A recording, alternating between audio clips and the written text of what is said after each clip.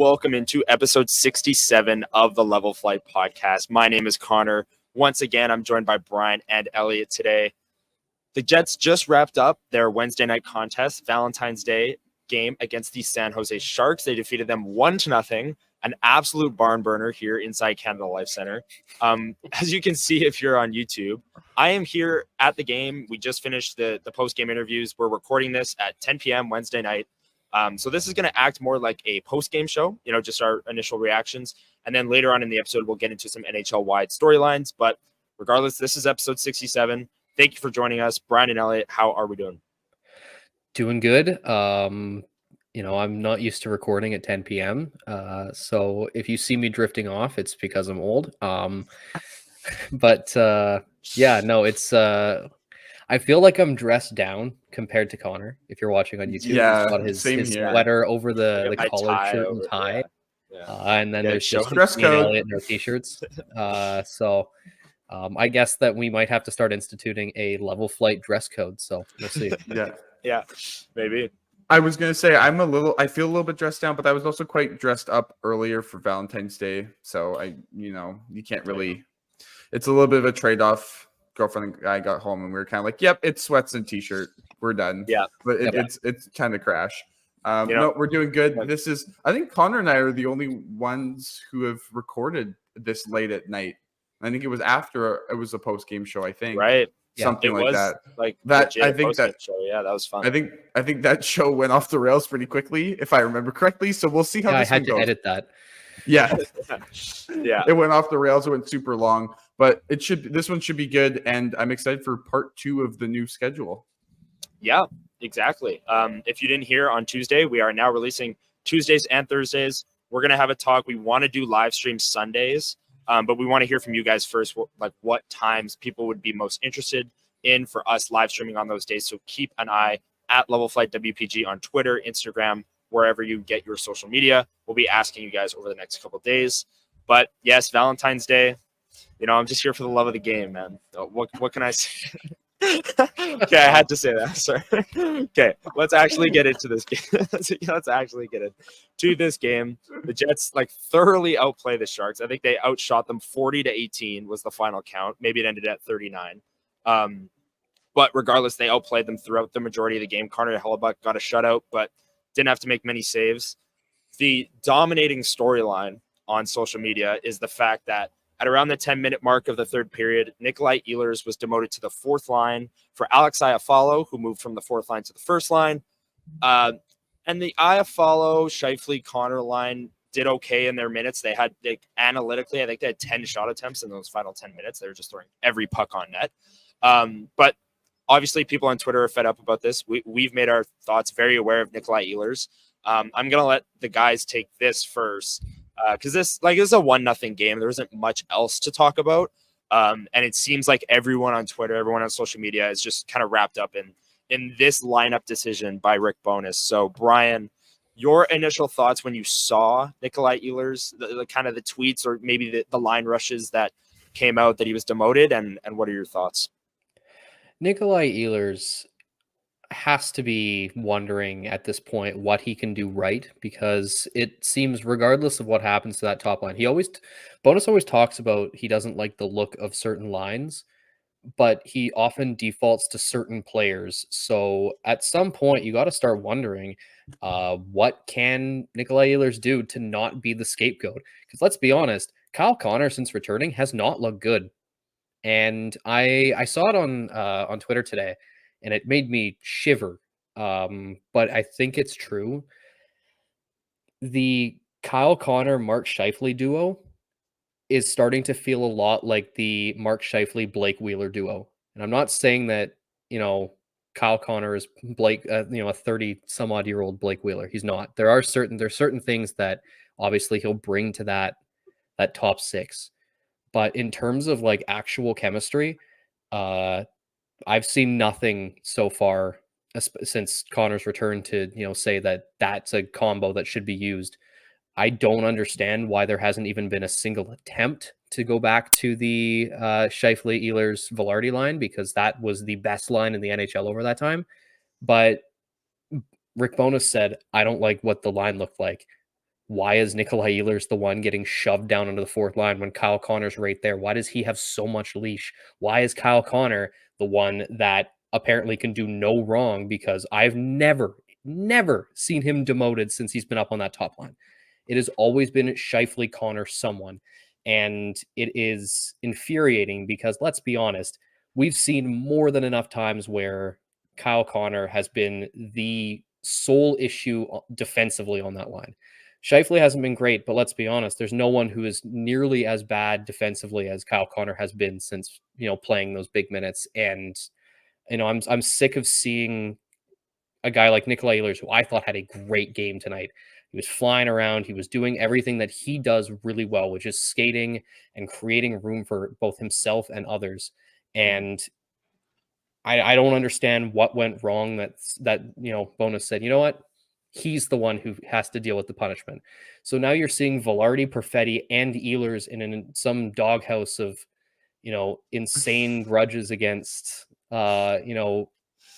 fairly inconsequential things. Velarde's had like one or two really bad plays all season. Perfetti, honestly, I can defensively, he's strong enough that the argument that Bowness has if he doesn't like him along the walls, it doesn't hold any water whatsoever. He's been struggling as of late, but I still don't think that he's someone who deserves to be sat for the final 10 minutes of a game. But yeah, I feel like we've been repeating this argument for weeks, but this is the most egregious sort of showing of it where the top line not being able to score and Ehlers deserved that. Why? I don't know. Yeah, and the questions came from Murat Atesh, frequent guest of this pod and great friend of ours. He asked Bowness about that demotion, and he, like you said, Brian, basically just said, I didn't like how the line played tonight, then cut his answer short. So clearly he didn't really want to talk about it any further. Murat followed up by saying something along the lines of, was it a giveaway? Was it they weren't generating enough? What was that? And he just said it wasn't just the third period. He was frustrated with the whole game. So if I kind of thought when it first happened, I thought maybe I missed like a brutal Nikolaj Ehlers giveaway that I was like, well, obviously if that happened and he demoted him, that it wouldn't be this big of a story. But after the game, Murat asked about it and he said, no, it was the whole game. He didn't like it. And I don't think the top line had a good line analytically tonight, but I agree with you, Brian. I think Ehlers was the best player on the top line tonight. And despite the fact that they weren't good analytically, I think he was carrying the offense when they did get it. And you make a great point about Kyle Connor. He just hasn't really looked like himself since he's come back into the lineup. He came back, then there was a break. I'm willing to cut him a little bit of slack here. But we're seeing what we're seeing. I mean, he's struggling. He's only scored 2 goals in 10 games since he's returned. One of those was an empty netter. And one was a garbage time goal against Philly, right? He hasn't scored any big goals. He hasn't driven offense. He's never an offensive driver. He's a sniper. So I can agree with that. Elliot, what were your thoughts on what Brian touched on, that the Ehlers demotion and Iafallo getting the bump up? My biggest thing is, why is Iafallo getting the bump? Like, other than one game where Iafallo got 4 assists, that line has done that set of guys has done realistically nothing to deserve him to go up there. Like, I would get it if, you throw Velarde back up there. Okay, well, now we're back to let's see if they, generate anything because we want to see it. Right. Fine, whatever. But at the same point, I just want to continue Brian's point about chemistry. The Scheifele-Connor connection really hasn't ever been there. But for some reason, like we talked about on Tuesday, the Scheifele-Ehlers connection is there. Yeah. So run with that. And Bowness made it clear last week against that was the Pens. That, I didn't know that they had this chemistry and such. So I don't get why Ehlers has to get demoted. Just to be clear here, just so everybody knows. So Ehlers, Scheifele, Connor had 12 minutes and 22 seconds of ice time tonight. They're second in on-ice XG 4. Mm-hmm. But I would say they're first because in first is the Appleton Lowry Niederreiter line, and Niederreiter with his 2 breakaway chances jumps up into that category. Mm-hmm. I do believe that, if I'm correct, Nino had a 0.86 XG. Okay, well, just looking at the stats now, I will say Kyle Connor did have a XG of 0.67. So I guess that's maybe where bonus is at, but still, you look at that first period and even in the second period. Well, I guess for both the first two periods, Ehlers drew a penalty. He drew two. Yeah, that's what I'm saying. He drew two penalties. He drew a hooking call, and the other was it a hold? I can't remember, but I know that hold. Yes. Yeah. So he drew two penalties off of him just making great plays. So what else does he need to do? And then at the end of that conversation then gets to the power play. We've and then he draws the two penalties, and then the power play is just. I mean, Nikolaj Ehlers and the power play are two things we've spent a lot of time talking about, so we don't need to go too deep into that. But the power play, once again, was awful tonight. I just got to ask, is there a point where Brad Lauer has any heat on him? Because he's running the power play, and I was asked this question a few days ago, and my response was, I don't think True North, and I disagree with this line of thinking, I'll just preface, but I don't think True North is the type to make in-season changes to their coaching staff if they're displeased with how Brad Lauer's running the power play, which they can't be happy. I mean, the power play's not good. I feel like that's more of an off-season thing that they would make that move. But my counter to that, I'm just thinking how True North might think. That's not my thought process. My counter to that would be, well, what if it costs you a playoff series? Which I've said many times on this podcast. The power play is going to cost them a playoff series if they don't sort it out. And I'm not saying this whole other thing, but like the Jets have the units to create damage on the power play, and like I'm convinced, and I saw someone, and I laughed at this. 5 McDavids couldn't score on the Jets power play structure. It's just they are so incredibly motionless and boring, and they're doing the penalty killer's job for them. And you'll just look at it, nothing ever changes. All they started doing was just throwing the puck a little bit more at the net. Yeah. And that didn't even really work. Yeah. Bonus made the point tonight of, we had 84 shot attempts, just throwing the puck at the net, stuff's going to happen. Hurricanes? Yeah. And that has cost them playoff series. Right. Because they can't, I think the quantity over quality. Yeah. Which I get the whole quantity, especially in hockey, I get that too. It comes from basketball. The more threes you shoot, the better chance that you're going to have to, put a couple extra in that's going to win you a game. But at the same point, it's the lights just turned off. Sorry, but continue. That's why I got significantly after hours. Here. But it's officially 10:15 on the nose. Turning the lights off, I guess. But no, keep going, Elliot. No, I was just going to quickly say that, even then you look at teams who shoot the three a lot in the NBA, at some point it's going to lose you a game because you're not going to hit that many. Look at tonight. It could have lost the Jets the game tonight. They could have put 84 shots on net, or I guess in and around the net, and they could have potentially lost the game still because they only scored one goal. once. The one goal was a point shot that hit Morgan Barron in the chest. It hit two guys. It hit Lowry and then Barron. No, I think through the 5-hole. That's not sustaivable. It's the worst team in the NHL. And that's the biggest thing. The power play at this point, I think, if it's not, you're going to make a change with the coach, give somebody else the opportunity. And I think that my biggest issue is they say that the power play doesn't have a problem. I think that's my biggest issue.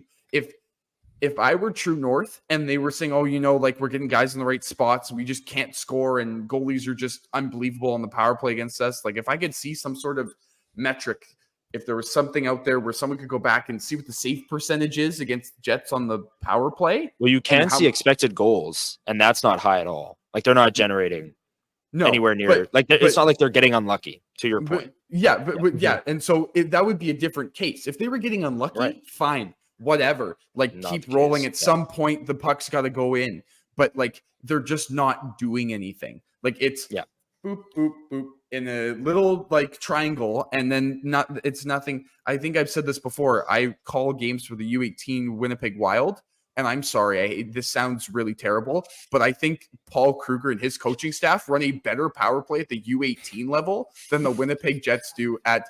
I'm saying that because there's more movement. There's emphasis on moving the puck below the goal line and moving the puck as much as possible. It's not just get it to the point and chuck shots on net. They're trying to put into different places. I think the best that's units what in the difference is. NHL have a ton of movement, and they make penalty killers get out of position. Yep. That's just how it works. Yep. Yeah, and the Jets clearly don't have that. They didn't have that on this night. And to your guys' point, like the power play has been asked about, and you talked about it, Elliot. Like it's been asked about, and like the media is kind of holding Rick Bowness's feet to the fire on this thing. Like they're not asking like, oh, is Brad Lauer's job in question? Like that's I guess that might be a Rick, question. when are down you the firing Brad Lauer? Yeah, like I guess that might be a question down the line. But like it feels like every practice I'm at, every morning skate I'm at, I'm hearing someone ask about the power play, and it's like every single time he's been, and post game too, like when it cost them a game, and he just keeps saying like, yeah, it'll get better. Like I didn't like it tonight, but it'll get better. It's like, well, it might not. We are in February. We're at the point of if it's not February. Like if it's not going to get better, like, and if I'm being quite honest, I'm surprised anybody asked a player about the power play.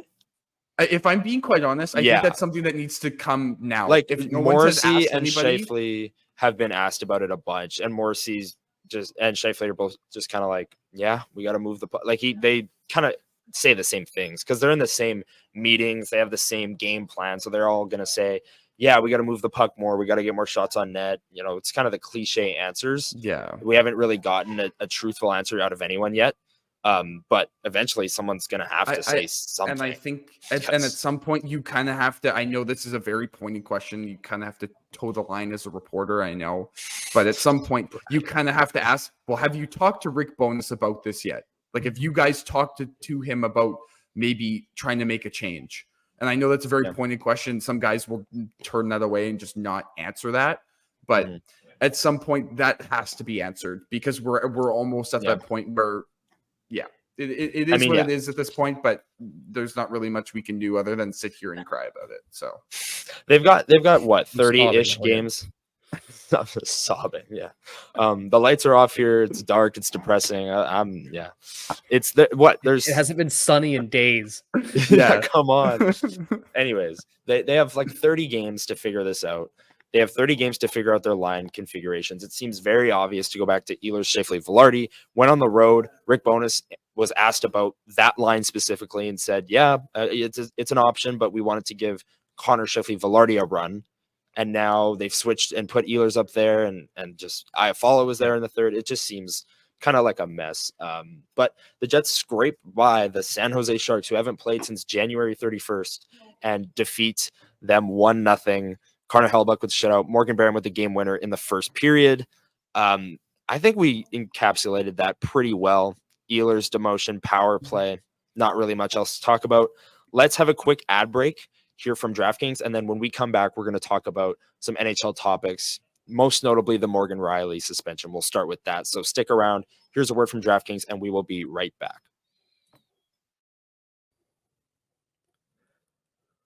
We know hockey games move fast, but with DraftKings Sportsbook, an official sports betting partner of the NHL, you can score faster than anything happening on the ice. This week, new customers can bet $5 and get $200 instantly in bonus bets. Download the DraftKings Sportsbook app with code THPN. New customers bet $5 on the NHL and get $200 instantly in bonus bets. Only on DraftKings Sportsbook with code THPN. The crown is yours. Gambling problem? Call 1-800-GAMBLER or visit www.1800gambler.net. In New York, call 877-8-HOPE-NY or text HOPE-NY. In Connecticut, help is available for problem gambling. Call 888-789-777 or visit ccpg.org. Please play responsibly.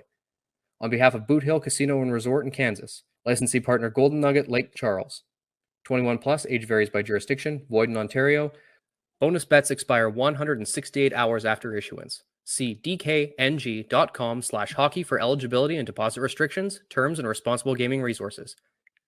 NHL and the NHL Shield are registered trademarks of the National Hockey League. Copyright NHL 2024, all rights reserved. And there it is from DraftKings. Thank you once again, to DraftKings for sponsoring this episode. We really appreciate it. Episode 67 of the Level Flight podcast. If you missed it, we just gave our thoughts on the Winnipeg Jets and the San Jose Sharks game. Jets winning 1-0. Now let's take a wider scope into the NHL. The most notable story, I think, in the NHL, one of the most notable stories this season, Ridley Gregg with an empty net winds up for a slap shot. The Leafs don't like it. And Morgan Rielly travels, in the words of Department of Player Safety, he travels to deliver a blow to the head, a cross check right to the side of Ridley Gregg's head. He gets suspended 5 games. They are appealing that decision. I don't think they'll win. Which a whole nother conversation is the fact that the NHLPA cares more about how much Morgan Rielly's getting paid than player safety. But that's a whole nother we don't have to get into that because that's a whole nother episode. This play, what were your guys' first thoughts when you saw the clip? Because my jaw was on the floor. Elliot, I'll start with you. Did you think 5 games was enough? Is that right? I'll give my thoughts after, but what were your thoughts on 5 games and the play in general? So I actually got to see this. I think I was one of the only people not one of the only people, but I was one of few that actually got to see it live. We had just turned the TV to the Leafs Sens game. Ridley Gregg scores the empty netter. I think the Leafs had a chance on the other end, and I'm still watching. And then, Morgan Rielly just boom, and I'm like, "Are you kidding me?" I get this whole unwritten rule thing, but are we really doing this? But I think the biggest are you really kidding me moment is Sheldon Keefe in the post-game presser saying that's an okay way to respond. No, that is not at all. I've had, if I'm being quite honest, I've played and been on a couple teams where basketball, you're supposed to dribble at the clock at the end of a game. You don't even hockey, you're supposed to score the empty netter. Basketball, you don't. You just dribble it out. And I've had guys score and whatever. And, you get a couple words back and forth. But nobody does anything more than hey, that's not cool sort of thing. Yeah. Right? That you're not punching anybody. You're not pushing anybody. You're not full on two-handing somebody to the face. I think Morgan Rielly, especially with them saying that it was going to be an in-person hearing, I really thought it was going to be 6 or more games. And I do think that as much as it's a hard thing to say for somebody who's a non-repeat offender, I think the reason why the NHL has people who repeat offend is because they don't put the hammer down hard enough in the first place.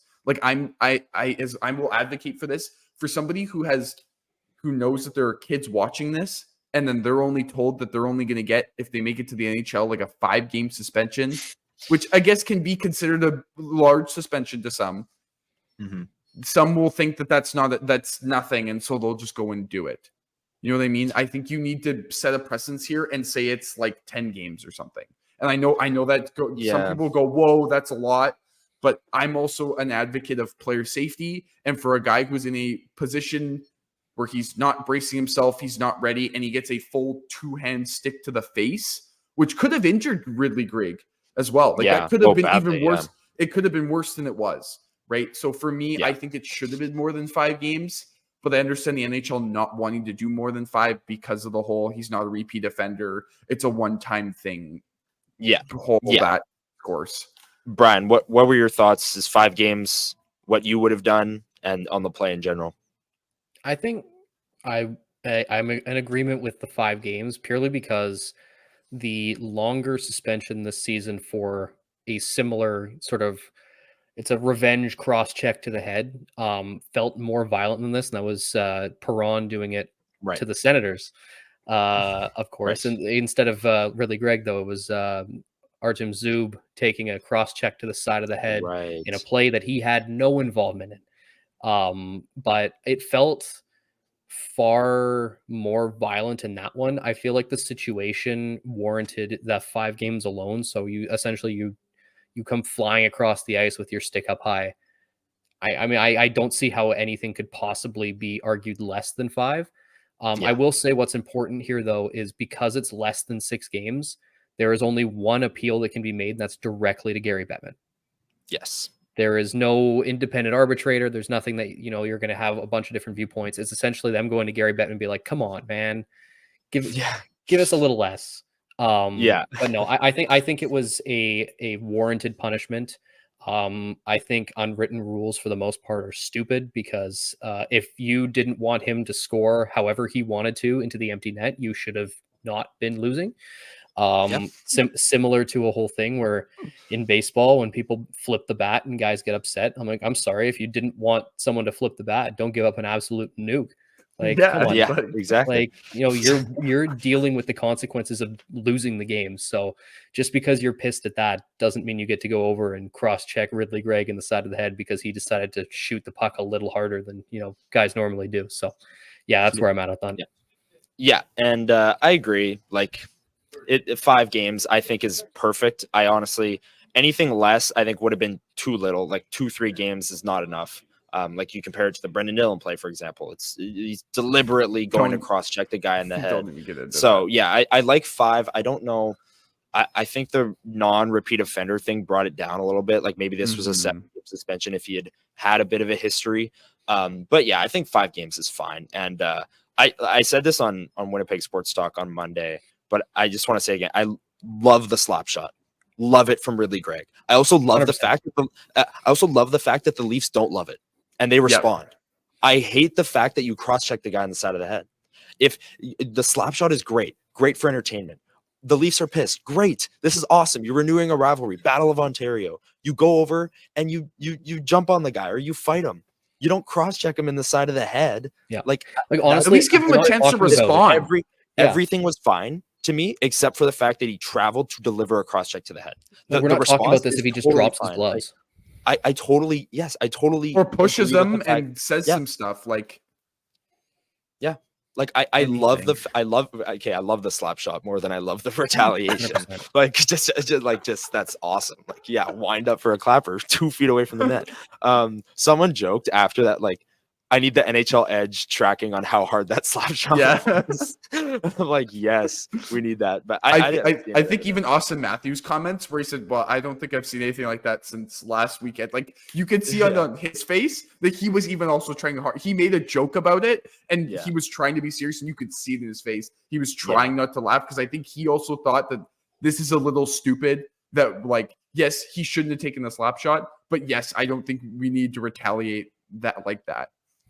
Yeah, I have an issue with how they retaliated, not the fact that they did. That's what I'm trying to say. I think the other issue is the everybody else in that Leafs locker room thinking the way that Rielly responded was the correct and only way to respond. Right. I think which that's is a whole also other my big set of conversations here. That's a whole different set of conversation.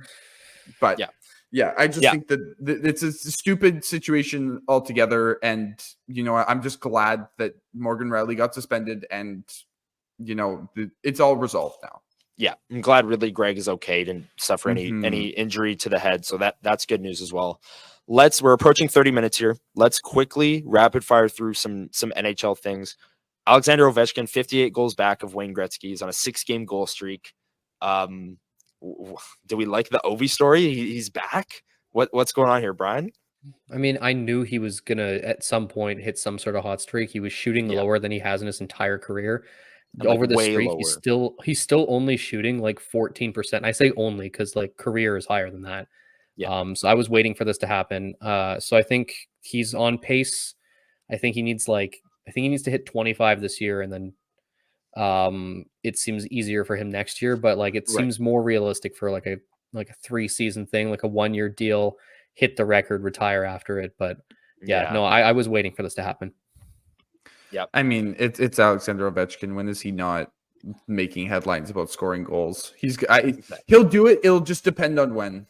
So yeah, I mean, it is what it is. And I was saying the other day that having a player from our generation be the goal scoring leader, given how modern scoring is, would just be so cool. Like I already think the argument is there for him being the greatest goal scorer of all time, but to have him actually be number one would be pretty cool. So I'm super excited to follow this, and the fact he's on a 6-game goal streak just warms my heart. It's nice to see. He's ripping clappers from the left circle too. Like it's Ovechkin. It's what he does. Last thing I want to ask you guys about: Connor McDavid, 6 assists last night against the Detroit Red Wings for the Edmonton Oilers. I mean, we know McDavid is good, but like 6 assists in a game, Brian. Not only that, but that brings him up to 602 assists in 616 career games. The fact that he's running at almost a assist per game pace, I honestly think that Nuts. had he not had his sort of rhythm really disrupted by that one being hurt, but two that awful streak from the Oilers early on, he hits 1,000 this season. Because I think he was Yeah. like 164 points behind, which I mean is for him is doable. Which is nuts. Like obviously he can't do it this year, but he's going to do it within like the first 2 months of the season next year. Yeah. It's just insane to me. But yeah, no, he is getting a chance to watch him is an absolute treat, whether you like the Oilers or not. Yeah. He's nuts. I think that's really all I have to say. He's nuts. He Yeah. is a video game. He is literally my player in real life. 99 overall, all the abilities in the world. Yeah. Yeah. That's him. I think he's past Nathan McKinnon in the heart race. Just based off how he's the fact that the Oilers were so done and then won 17 or 16 straight games or whatever it was, and he was the one, like, he's playing at another 150 point pace, and he's going to will this team back in he's going to will this team back into like the 2 seed in the Pacific. I think he's got the heart. It's his to lose. Nothing against Nathan McKinnon. He's having an equally impressive season. I just think the circumstances of the Oilers and overcoming their issues has him in number 1. But yeah, the Oilers are probably, I was saying this the other day, probably my second most watched team in the NHL, simply because of Connor McDavid and the time zone that they play in. Like usually it's like Jets game, Oilers game. And it's just like, there's all these games on the schedule, and who am I going to watch? I'm going to watch the best player in the world. And arguably the most talented hockey player we've ever seen in our lives. So that's just simply put, and he's playing at another level. So it's super fun to watch. Unless you guys have any other NHL-wide storylines, I think we're right around that 30-minute mark, looking for shorter episodes. I think we're ready to wrap it up. We're good? Absolutely. Oh, 100%. All right. Let's do it. Like we said earlier on, the Jets defeating the Sharks 1-0 on this night. Follow us on all socials at Level Flight WPG. We're going to try and get our Sunday live stream sorted out over the next couple of days. Brian, Elliott, and I, thank you for listening. We will see you on episode 68. It might be a live stream. It might be next Tuesday. We will let you know. Again, follow our socials. But thanks for listening to this episode, and we will see you in the near future. Have a good one. See ya. Peace.